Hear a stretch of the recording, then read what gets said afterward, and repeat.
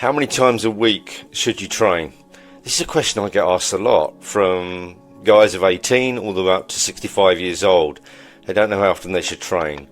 The TikTok culture, the bodybuilding culture, they tell people to train 3 to 4 times a week for maximum muscle growth.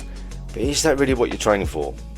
You may, as I mentioned in another video, you may wrongly assume that if you just get your body fit, your mind is going to become this incredible, confident, masculine powerhouse. And that's just not true. It doesn't happen in the bodybuilding community. Often it's the opposite. It can actually make you weaker by relying on how you look.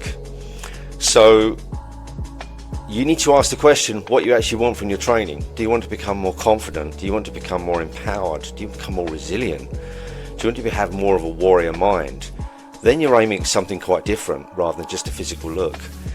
So even at my age now, I'm still training once or twice a day, most days, because I don't go to the limit every time I train. And I really recommend that people do train most days, because especially in the morning, because it actually then paves the way for how that day is going to turn out, what kind of mindset you're then going to pursue your day with, and the goals that you have. So I think it was James Cracknell, the Olympic gold medalist, that said that his coach said to him, always leave something for the next day. Always leave something for the next day. I think that's great advice. I think a lot of the time we train far too hard, far too often. We get burnt out and then we leave too long before we train again. I think that is great advice, of always leave something for the following day. There is a time to train hard. Maybe it's your last session of the week. Maybe it's the middle session before you have a day or two off.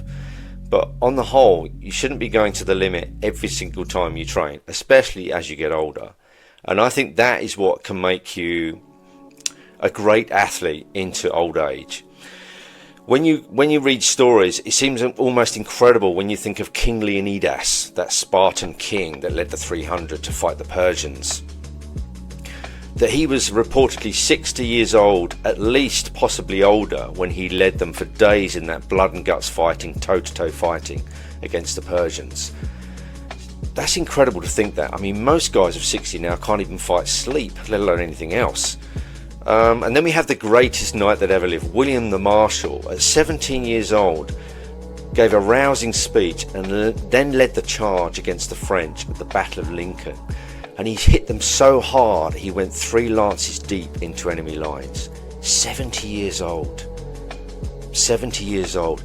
Now, that's not so much about physical training, that's about the mindset, the duty, the responsibility as a man you believe you have to your people around you, to your community.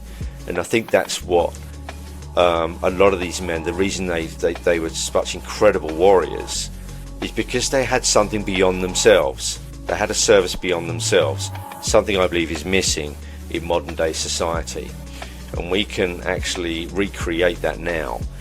But when it comes to training, I would absolutely recommend training every day. And as I said in my last video, I think you should take up a martial art. I think you should get extremely proficient in that martial art. And I think if you're training in martial arts and physical conditioning to actually supplement that, you could likely end up training 5 to 6 times a week with a day's rest, and that's absolutely fine as long as you don't go to the limit every single session. And you'll start to stretch the possibilities of what you think is possible.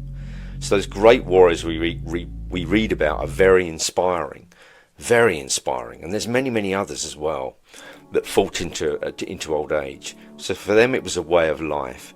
But I really think guys need to ask the question, what am I training for here? What exactly do I want to facilitate in the man that I am? What do I want to be like? And they're really good questions. Then you can start to create a training routine, and a routine based around what you really want to be, because just getting a physical look, it won't cut it, and it will not work. So think deeper. Think those deeper things. Ask yourself what you really want, and your training can be based around that. And you'll be amazed at training every morning, what that's going to do for your entire life, the discipline it will give you, how it change how you view the world around you. You'll start to feel more energized. You'll start to feel more focused. Just that one thing. And I do suggest you change just one thing at first. Maybe you're eating a rubbish diet as well, and you think, well, I'll get on this certain diet, I'll train a certain way. My advice is just to do one first and do the training. Get the training going first, and then tighten up the dietary aspects and other parts. Maybe you get better sleep, maybe better habits during the day. If you try and do them all at once, it just never really works, and it can all come crashing down. So just one thing at a time, and you can be able to do great things by doing that. I also want to mention that this, when you look at the old Olympic Games, they were all based on survival situations, running in armour, fighting, wrestling, boxing. It was all based on survival situations. There was no bat and ball games. It was all based on really tough events that were actually recreated in the Olympic Games, but actually happened for real in battle. And that survival mindset was once again based on duty. It was duty to your community, duty to your tribe, duty to everything, your whole family, everything that you need to do in order to make sure they were safe. And that's the difference. Our physical training is not like that now. We just look at our physical training just for ourselves. If I get better abs or better shoulders, people look at me more. I'll get more attention. Maybe I'll get more women looking at me, whatever it may be. That wasn't really part of physical training throughout all of history. It was about duty, standards. And I'll tell you why that's so important.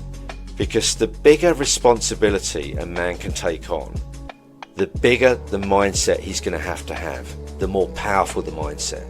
So if your responsibility is just on you, and this is particularly important here for young men, if it's just about you and what you want and you getting attention, that's a very tiny, minuscule responsibility. That has nothing to do with actually being a man anyway.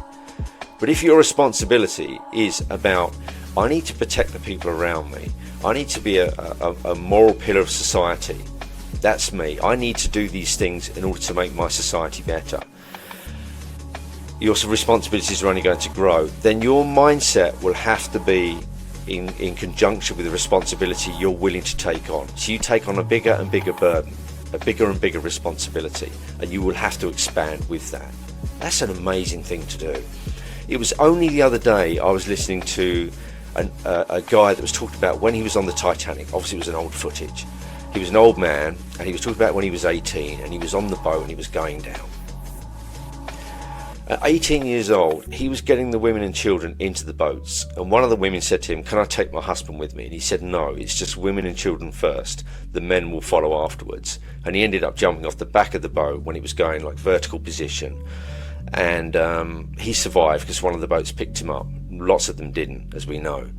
But imagine that, 18 years old, and he's running around making sure the women and children are getting into the boats. Do you think you'd see that now? Not on that level it was then, when it was a duty and a responsibility to look after women and children. We wouldn't see that now. But that's an example, when you're raised that way, to have that duty, to have that responsibility to your society. And I believe we can recreate that, and we can recreate that physically as well by the reasons that we train. If we can create a huge responsibility in ourselves, we have to have the mindset that's equivalent to that. We have to. You have to step up, and the mindset beyond that will have to step up too. If it's all about you, you're never going to look or even scratch the pinnacle of your own personal potential.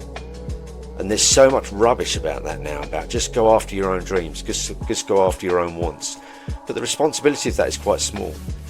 But if every man out there, especially young guys, if you're thinking, well, what about if my duty and responsibility is to my own society? What about if I have to look after it? What about if I do have to step up when the time comes? Then you're going to actually start to aim at the pinnacle of your own personal potential, because it's a bigger responsibility. So take your training seriously. Sit down and ask those questions. What is my real duty as a man? To my family, to my society? Form things around that. What sort of man do you want to be? How are you going to walk in the world compared to so many that have stepped down? And these are great questions that will serve you well.